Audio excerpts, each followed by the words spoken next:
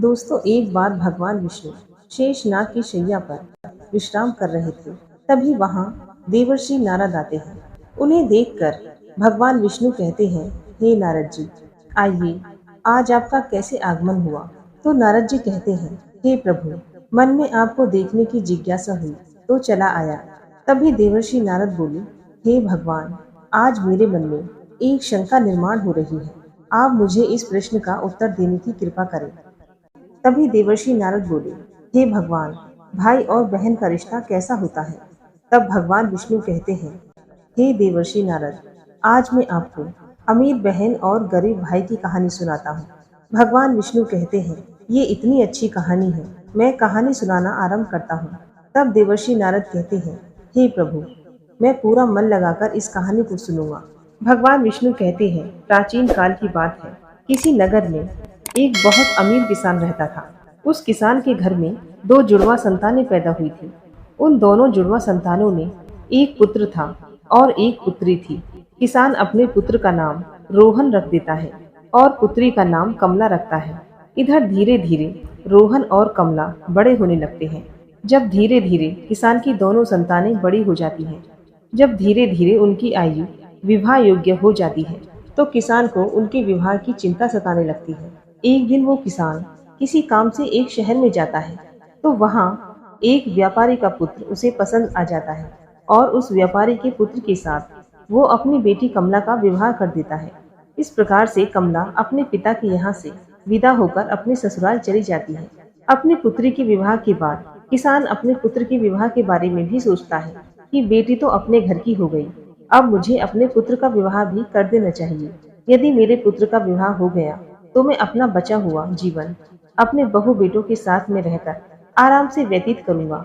दोस्तों, इतनी कहानी सुनाने के बाद भगवान विष्णु देवर्षि नारद से कहते हैं, हे देवर्षि नारद, एक दिन उस किसान के साथ कुछ ऐसा होता है।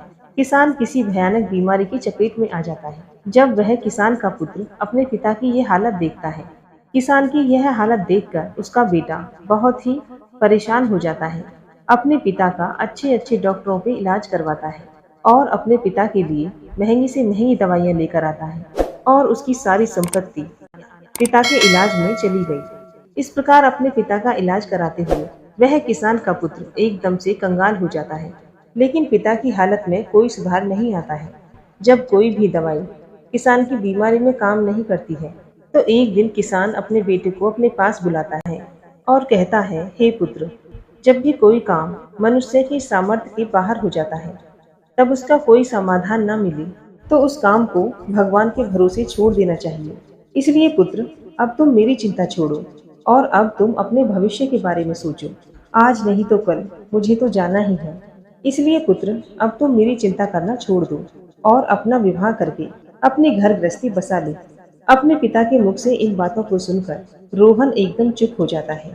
आखिर वो बेचारा कर भी क्या सकता था।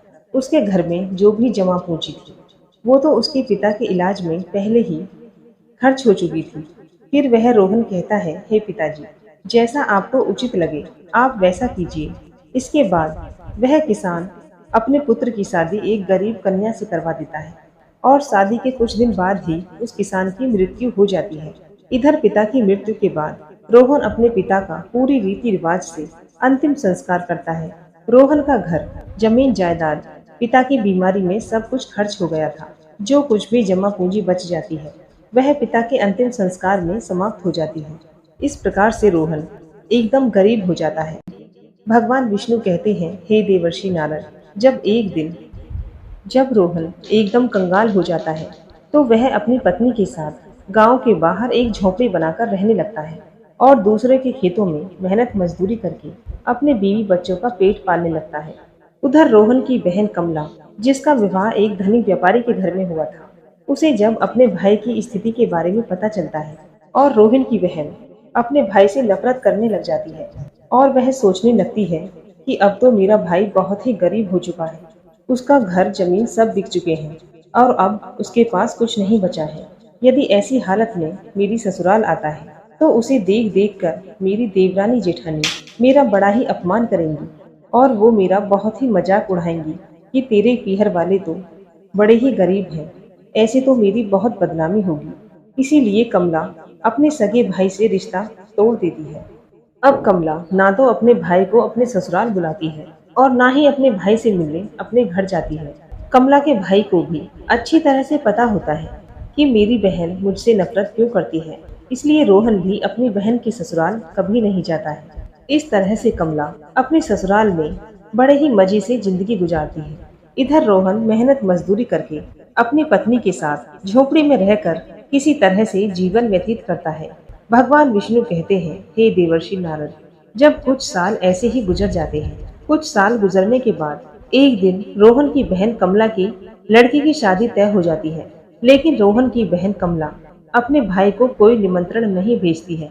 जब इस बात का रोहन को पता चलता है कि इसके भांजे की शादी होने वाली है, तो इस बात को सुनकर रोहन बहुत ही प्रसन्न हो जाता है और इस बात की खबर अपनी पत्नी सुशीला को बताता है कि मेरी बहन के बेटे की शादी है और हम सभी को अपनी बहन के घर चलना है।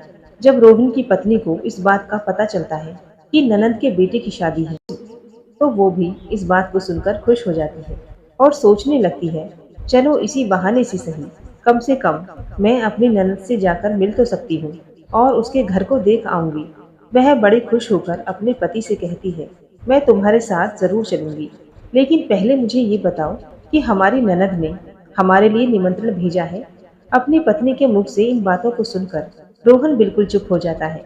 फिर रोहन अपनी पत्नी से कहता है, हे प्रिय, न्योता तो नहीं आया है, लेकिन मुझे दूसरों के द्वारा खबर मिली है।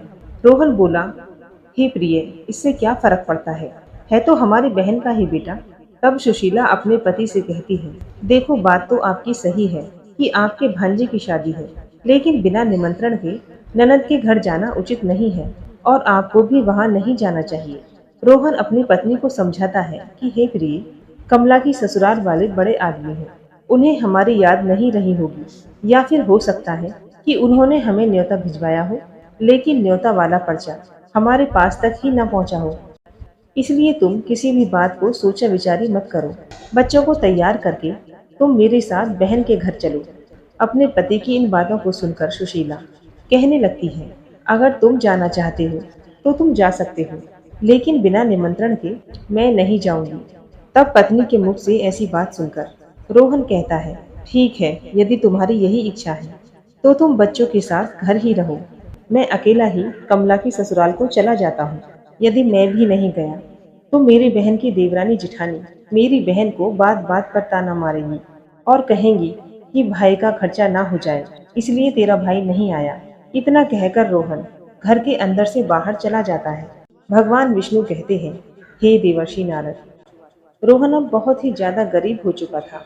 उसके पास भात के वस्त्र खरीदने के लिए पैसे नहीं थे, इसलिए वह किसी से पैसे उधार लेता है और उधार लिए हुए पैसों से अपनी बहन कमला के लिए सुंदर सुंदर वस्त्र खरीदता है और उन वस्त्रों को लेकर अपनी बहन के ससुराल चल देता है। पैदल चलते चलते रोहन को सुबह से शाम हो जाती है। तब कहीं जाकर वह अपनी बहन के घर पहुंचता है और दरवाजे के एक तरफ जाकर खड़ा हो जाता है। बेचारा दरवाजे पर खड़े होकर अपनी बहन के आने का इंतजार करता है। तभी कमला की जेठानी की नजर रोहन पर पड़ जाती है और वो रोहन को पहचान लेती है। रोहन को देखने के बाद कमला की जेठानी जाकर कमला से बताती है कि कमला, आज तेरा भाई तेरे घर आया है, तेरे दरवाजे पर खड़ा है। जब कमला अपनी जेठानी के मुख से उन बातों को सुनती है, तब वो अपनी जेठानी से पूछने लगती है, हे बहन, यदि तुमने मेरे भाई को मेरे द्वार पर खड़ा देखा है तो मुझे ये बताओ कि मेरा भाई मेरी ससुराल में किस हालत में आया है और मेरे भाई ने कैसे कपड़े पहने हुए हैं। तो उसकी जेठानी कहती है कि तुम्हारा भाई फटे पुराने वस्त्र पहनकर तुम्हारे दरवाजे पर खड़ा है, वो तुम्हारे आने का इंतजार कर रहा है। यह सुनकर कमला गुस्से में भर जाती है और सभी से नजरों को बचाते हुए अपने भाई के पास पहुंचती है। जब रोहन अपनी बहन को पास आते हुए देखता है तो खुशी के मारे उसका चेहरा खिल उठता है। अपनी बहन को देखकर रोहन की आंखों में आंसू टपकने लगते हैं। उसके बाद कमला अपने भाई को साथ लेकर सबकी नजरों से बचाते हुए अपने घर के अंदर सबसे अंदर वाले कमरे में ले जाती है और कमरे में ले जाकर पूछने लगती है कि हे भैया, आपके पास किसने न्योता भेजा था जो तुम यहाँ चले आए। तब रोहन कहता है, बहन, तुमने तो अपने भाई को बिल्कुल ही भुला दिया। लेकिन किसी के मुंह से मुझे पता चल गया कि मेरे भांजे की शादी है। इसीलिए मैं तुम्हारे लिए और तुम्हारे बेटे के लिए कपड़े लेकर आया हूँ।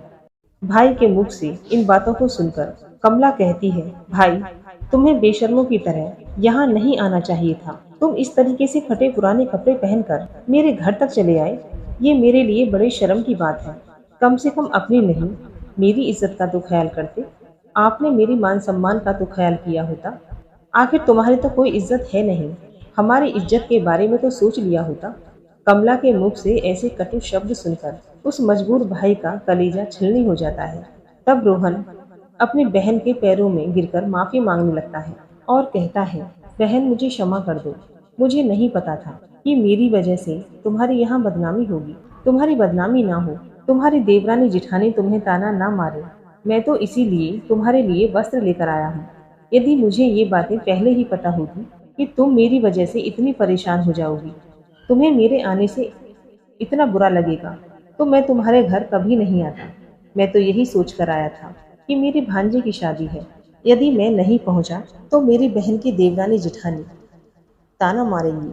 रोहन की बातों को सुनकर कमला का गुस्सा थोड़ा शांत होता है। तब वह रोहन से कहती है, चलो तुम आ ही गए हो तो मेरी ये बात कान खोल कर सुन लो। जब तक मेरे बेटे की शादी नहीं हो जाती तब तक तुम इसी कमरे में बंद रहना। भूल कर भी इस कमरे से बाहर निकलने की गलती मत करना। लोग कहेंगे कि कमला का भाई तो भिखारी है। रही भोजन की बात, जब भोजन बन जाएगा तो मैं तुम्हारी भोजन की थाली तुम्हारे कमरे में पहुंचा दूंगी। तुम भोजन खाकर चुपचाप पिछले दरवाजे से चली जाना। रोहन कहता है, ठीक है, मैं रात को ही यहाँ से चला जाऊंगा, लेकिन मेरी तुमसे एक विनती है। मैं तुम्हारे लिए और जीजा जी के लिए कपड़े लाया हूँ, तुम उन कपड़ों को रख लो। इन्हें मैं तुम्हारे लिए बड़े ही प्यार से लाया हूँ। तो कमला उन कपड़ों को लेकर बाहर चली जाती है और जाते समय कमरे की कुंडी बाहर से लगा जाती है। रोहन उस अंधेरे कमरे में बैठकर अपनी बहन की वापस आने का इंतजार करने लगता है। भगवान विष्णु कहते हैं, हे देवर्षि नारद, इधर तो रोहन उस अंधेरे कमरे में बैठकर अपनी बहन के आने का इंतजार कर रहा था कि मेरी बहन मुझे भोजन लेकर लौटती होगी। आज तो मुझे स्वादिष्ट भोजन खाने को मिलेगा। उधर उसकी बहन रोहन को उस कमरे में बंद कर गई, अपने घर के काम में लग जाती है और अपने भाई को भूल जाती है। शादी के काम में इतनी ज्यादा खो जाती है कि अब तो उसे याद ही नहीं रहता कि मेरा भाई मेरे यहाँ कमरे में बंद है, मेरे लौटने का इंतजार कर रहा है। इधर जैसे जैसे समय बीतता है, भूख प्यास की वजह से रोहन झटपटाने लगता है और उसकी हालत भी खराब होने लगती है। तो रोहन अपनी बहन को आवाज लगाता है, लेकिन उसकी आवाज को कोई नहीं सुनता है। इसी तरह रोहन को उस कमरे में पड़े पड़े 3 दिन बीत जाते हैं। इधर रोहन को अपने बीवी बच्चों की याद आती है। रोहन सोचता है, यदि कोई नहीं आया तो मैं भूखा प्यासा इसी कमरे में मर जाऊंगा। यदि मैं मर गया तो मेरे बीवी बच्चों का क्या होगा? मेरे ना रहने पर कैसे मेरे बीवी बच्चों का पालन पोषण होगा? रोहन यह सोचते सोचते बेहोश होने लगता है। तभी किसी काम की वजह से कमला की जेठानी कमरे के पास से गुजरती है। जब रोहन के कानों में कमला की जेठानी की पायल की आवाज सुनाई देती है, रोहन अपनी पूरी ताकत से उस कमरे का दरवाजा पीटने लगता है। जब कमला की जेठानी को उसकी आवाज सुनाई देती है तो वो दरवाजे को खोलकर देखती है, तो अंदर रोहन को देखकर चौंक जाती है। तो रोहन से पूछने लगती है, हे भाई, तुम्हें इस कमरे में किसने बंद किया था? रोहन इस बात का कोई जवाब नहीं देता है। जब कमला की जेठानी दोबारा पूछती है तो रोहन इस बात को छुपा लेता है। वह झूठ कह देता है, मैं इस कमरे में आराम कर रहा था। तभी किसी ने गलती से बाहर से कुंडी लगा दी और मैं इस कमरे में बंद हो गया। बहन, यदि तुम आज नहीं आती तो मेरे प्राण तो उड़ ही जाते। और इतना कहने के बाद रोहन घर के पिछले दरवाजे से चुपचाप बाहर निकल जाता है। 3 दिन का भूखा प्यासा रोहन अपने घर को चल देता है। उस पर ढंग से चला भी नहीं जा रहा था और चलते चलते चक्कर आने लगते हैं। जैसे ही रोहन का सिर चकराता है और वो उसी समय जमीन पर गिरने वाला ही होता है, तभी वहाँ कहीं से बूढ़ी माँ आ जाती है और वो बूढ़ी माँ रोहन के गिरने से पहले ही उसे संभाल लेती है। जब कुछ देर बाद रोहन को दोबारा होश आता है तो रोहन स्वयं को बूढ़ी माँ की गोद में लेटा हुआ दिखता है। बूढ़ी माँ पंखा लेकर उसकी हवा कर रही होती है। होश आने के बाद रोहन खड़ा हो जाता है और उस बूढ़ी माँ को प्रणाम करता है और कहता है, हे माँ, तुम कौन हो? जिसकी गोद में रोहन लेटा हुआ था वह साक्षात देवी माँ थी। इधर रोहन की पत्नी दिन रात उस देवी की पूजा किया करती थी। पूरी श्रद्धा भाव से देवी माँ की भक्ति किया करती थी। इसीलिए जब रोहन गिरने वाला होता है, उसी समय वहाँ देवी प्रकट हो जाती है और रोहन को संभाल लेती है और रोहन का सिर अपनी गोद में रखकर अपनी गोद में ही सुला लेती है। जब रोहन को होश आता है तो वो देवी माँ को प्रणाम करके अपने घर के लिए चल देता है। तभी उसी समय बूढ़ी माँ कहती है, हे बेटा, तुम कहाँ से आ रहे थे और इधर कहाँ जा रहे थे? तब रोहन कहता है, हे माँ, मेरे भांजे की शादी थी, इसीलिए मैं अपनी बहन के घर से आ रहा था और इधर मेरा गांव है, मैं अपने गांव को जा रहा हूँ। तब बूढ़ी माँ रोहन से कहती है, बेटा, यदि तुम बुरा ना मानो तो मैं तुमसे एक बात पूछना चाहती हूँ। तब रोहन कहता है, पूछो माँ, तुम मुझसे क्या पूछना चाहती हो? बूढ़ी माँ पूछती है कि बेटा, यदि तुम अपनी बहन के घर से आ रहे हो, जैसा कि तुमने बताया कि वहाँ शादी थी, तो तुम लौटकर खाली हाथ कैसे जा रहे हो? क्या तुम्हारी बहन ने तुम्हारे बीवी बच्चों के लिए कुछ नहीं भेजा? बूढ़ी माँ के मुख से ऐसी बातों को सुनकर रोहन की आंखों में आंसू आ जाते हैं। रोहन उसके बाद उस बूढ़ी माँ को सारी बात बता देता है। रोहन के मुख से पूरी बात सुनने के बाद वह बूढ़ी माँ कहती है, हे बेटा, तुम किसी प्रकार की चिंता मत करो, जो हुआ उसे भूल जाओ। यहाँ से कुछ दूरी पर मेरा एक बगीचा है, उस बगीचे में अनेक प्रकार के फल लगे हुए हैं। तुम उस बगीचे में चलकर फल खाकर अपना पेट भर लो, क्योंकि तुमने 3 दिन से कुछ नहीं खाया है। जब तुम्हारा पेट भर जाए तो कुछ फल तुम अपने बीवी बच्चों के लिए ले जाना।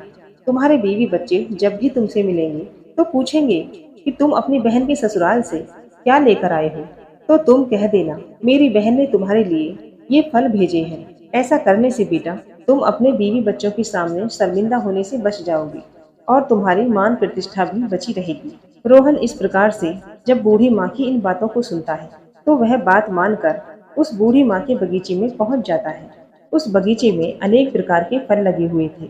जब रोहन वृक्षों से फल तोड़कर खाने लगता है और जब उसका पेट भर जाता है तो कुछ फलों को तोड़कर वो अपने थैले में रख लेता है।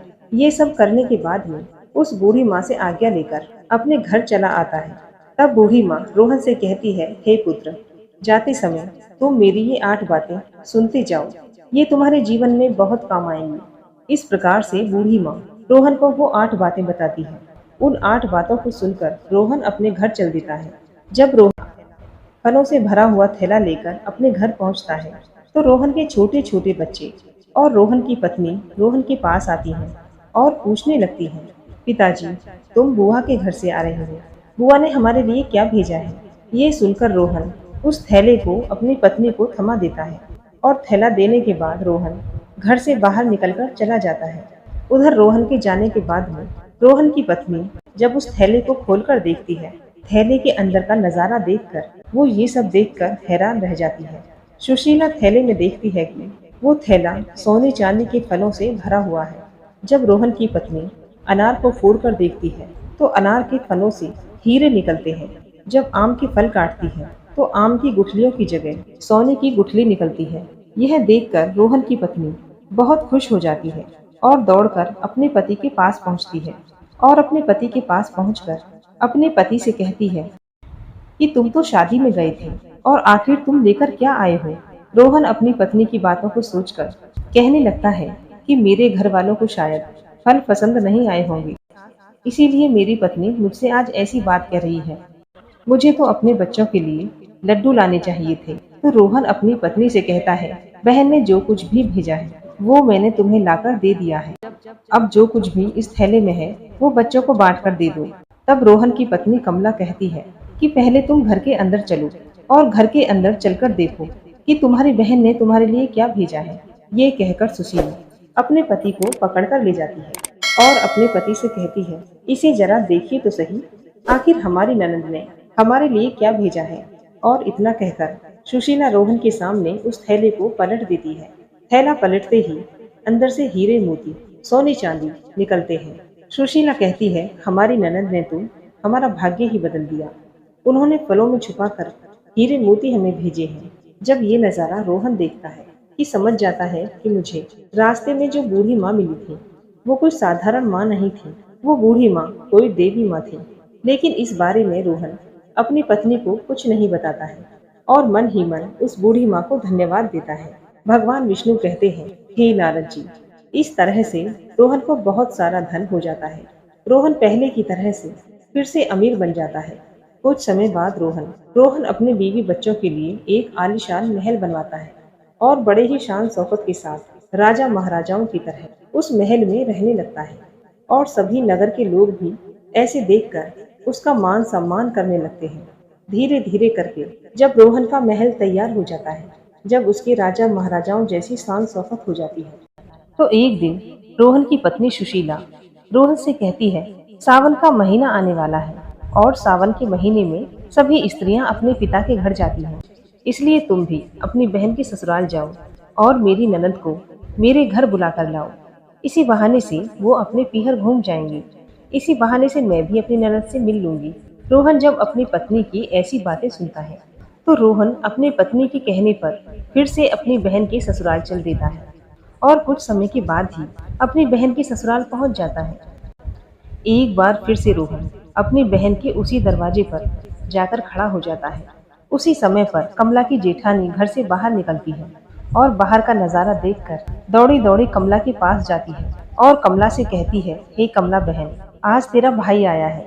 अपनी जेठानी के मुख से इन बातों को सुनकर कमला कहती है, हे बहन, किसी भी भिखारी को मेरा भाई कह देती हूँ। मेरा कोई भाई नहीं है। दरअसल कमला इसलिए कह रही थी। कमला अभी भी अपने भाई को भिखारी ही समझ रही थी। लेकिन जब उसकी जिठानी बताती है कि कमला, तुम्हारा भाई आज भिखारियों की तरह नहीं, राजा महाराजाओं की तरह आया है। तुम्हारे भाई को देखकर ऐसा लग रहा है जैसे वो किसी राज्य का राजा हो। तुम्हारे भाई के आगे पीछे चार चार सैनिक हैं। तुम्हारे दरवाजे पर बड़ी सुंदर सजी हुई रथ की गाड़ी खड़ी है। तुम एक बार जाकर तो देखो। कमला जब अपनी जेठानी के मुख से इन बातों को सुनती है, तो उसे अपनी जेठानी की बातों पर यकीन नहीं होता है और सच्चाई जानने के लिए अपने भाई को छुपकर देखने लगती है। जैसे ही कमला ने अपने भाई को देखा, तो अपने भाई की ठाट बाट को देखकर कमला एकदम आश्चर्यचकित रह गई। सोचने लगती है, कल तक तो मेरा भाई बिल्कुल भिखारी था, पहनने के लिए ठीक से वस्त्र भी नहीं थे। फिर अचानक से एकदम से ऐसा क्या हुआ जो इतना अमीर बन गया। अब तो रोहन की बहन कमला आरती का थाल सजाकर अपने भाई की आरती उतारने लगती है। उसके बाद कमला अपने भाई के लिए बड़े ही आनंद पूर्वक अपने घर में बुलाकर ले जाती है और अपने भाई से कहती है, भैया, मुझे क्षमा कर दीजिए। मेरी वजह से तुम्हें बहुत कष्ट उठाना पड़ा है। अपनी बहन के मुख से इन बातों को सुनकर रोहन कहने लगता है कि बहन, कोई बात नहीं, उस समय हमारे दिन अच्छे नहीं थे। तुम्हारी गलतियों के लिए मैंने तुम्हें पहले ही क्षमा कर दिया था। बहन, अब तुम इन बातों को छोड़ो। अब मेरे साथ मेरे घर चलने की तैयारी करो। मैं तुम्हें लेने के लिए आया हूँ और अब तुम्हें मेरे साथ चलना है। तुम्हारी भाभी ने मुझे तुम्हें बुलाने के लिए मुझे भेजा है। इतना सुनकर कमला खुशी खुशी अपने भाई के साथ चलने के लिए तैयार हो जाती है और तैयार होकर कमला अपने भाई के रथ में बैठ जाती है। इस तरह जब रोहन की बहन अपने पीहर पहुंचती है, तो अपने भाई की शान शौकत को देखकर एकदम से दंग रह जाती है। वो देखती है कि भव्य आलीशान महल है। महल के अंदर अनेक प्रकार के नौकर चाकर हैं। अन्न के भंडार भरे हुए हैं। कमला अपने भाई की ऐसी स्थिति को देखकर बड़े ही हैरान रह जाती है। उधर रोहन की पत्नी भी अपनी ननद की खूब सेवा करती है। 7 दिनों तक अपनी पलकों पर बिठाकर रखती है। रोहन की घरवाली सुशीला को लगता था कि ये शान शौकत हमारी ननद के कारण ही हुई है। अपनी ननद की मदद के कारण ही हम इस मुकाम पर पहुंचे हैं। क्योंकि कभी रोहन ने अपनी पत्नी को कुछ नहीं बताया था, क्योंकि वो जानता था ये सब कमला की वजह से नहीं, देवी माँ के आशीर्वाद से हुआ है। रोहन की पत्नी सुशीला इस बात से अवगत नहीं थी। यह सोचकर सुशीला अपनी ननद की खूब सेवा करती है। कुछ दिन बाद कमला का जब अपनी ससुराल जाने का वक्त होता है, तो रोहन की पत्नी सुशीला अपने पति से कहती है, कल तुम्हारी बहन अपने घर जाएगी, इसलिए तुम बाजार चले जाओ और बाजार जाकर अपनी बहन के लिए कोई अच्छा सा तोहफा लेकर आओ। पत्नी के मुख से इन बातों को सुनकर रोहन घर से चला जाता है और रोहन एक मोची की दुकान पर पहुंचता है और मोची से कहता है, मोची भाई, मुझे अपनी बहन के लिए बोलने वाली जूती बनवानी है। क्या तुम मेरी बहन के लिए बोलने वाली जूती बनवा सकते हो? मोची कहता है, हे सेठ, मैं बोलने वाली जूती तो बना सकता हूँ, लेकिन उसे बनवाने की बहुत कीमत लगेगी। तब रोहन कहता है, हे मोची भाई, मैं तुम्हें मुंह मांगा पैसा दूंगा। लेकिन तुम ऐसी जूतियां बना दो जब जूतियों को मेरी बहन पहने और उन्हें पहनकर चले। वे जूतियां बारी बारी से उन 8 बातों को बोले। उसके बाद रोहन उस मोची को उन 8 बातों को बताता है जो बातें बूढ़ी माँ ने रोहन को चलते समय बताई थी। रोहन मोची से कहता है, हे मोची भाई, वो 8 ज्ञान की बातें जो मैं तुम्हें बताने जा रहा हूँ। इस प्रकार से रोहन उन 8 बातों को बारी बारी से मोची को बताता है। पहली बात बताता है कि बात ज्ञान की है कहीं, मानव तू मत भूल, होती है अज्ञानता निर्धनता का मूल। दूसरी बात बताता है, समय भरोसे बैठता रहता सदा गरीब, बिना काम बदले नहीं उसका कभी नसीब। आलस कर रहता सदा तू परिवर्तनहीन, तू कर्म कर फिर करे करत स्वयं को दीन। चौथी बात बताता है, नहीं गरीबी से बड़ा है कोई अभिशाप, हासिल करके ज्ञान को करो दूर अब आप, दोष समय को दो नहीं, नहीं बनो मजबूर, कर्म साधना में जुटो करो गरीबी दूर। छठी बात इस प्रकार बताता है, कर्म कभी करता नहीं पोसे सदा नसीब, भाग्य भरोसे बैठता वो मानव रहे गरीब। सातवीं बात इस तरह से बताता है, अज्ञानी पर ही सदा करे गरीबी वार, विजयी होता युद्ध में ज्ञान सदा हथियार। आठवीं और सबसे आखिरी बात बताते हुए रोहन कहता है कि हे मूची भाई, मेरी बहन जब 8वां कदम रखे तो जूतियां बस यही बात बोले कि पैसों के बाजार में बदल गई तहजीब, धन दौलत से जुड़ रहे रिश्ते हुए गरीब। इधर रोहन मोची से कहता है, हे मोची भाई, ऐसी 8 बातें बोलने वाली जूतियां बना दो। जब ये 8 बातें वो जूतियां बोलेंगी और जब मेरी बहन इन बातों को सुनेगी तो उसे अपनी गलती का एहसास होगा कि मुझे पैसे के घमंड में आकर अपने भाई का ऐसा अपमान नहीं करना चाहिए था।